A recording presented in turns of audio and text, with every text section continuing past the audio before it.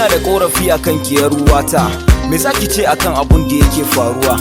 Irin abun da ake muku cikin anguwa, ko so kike kullum a dinga zagin yan maza ne, a dinga cewa kullum laifin daga gunsu ne? In bera da sata to daddawa da wari. Ina nufin ke ma kina da naki laifin. Kin saka ya kaman kina yawo tsirara, kina tafiya kamar rawa ta fitsara. Da an ce dena kina da idon harara. Kina musulma ke ce yawo ba hijabi. Ke ba yarinya ba dukkin matsa jikinki, duk ya fitar da wata sura ta jikinki. Shi ta haka ta ya za ki samu mijin kirki?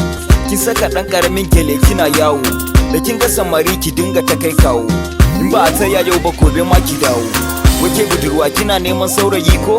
To ki sani ta haka za a yaudare ki, da kwaɗayin ki za a samu a yi da ki.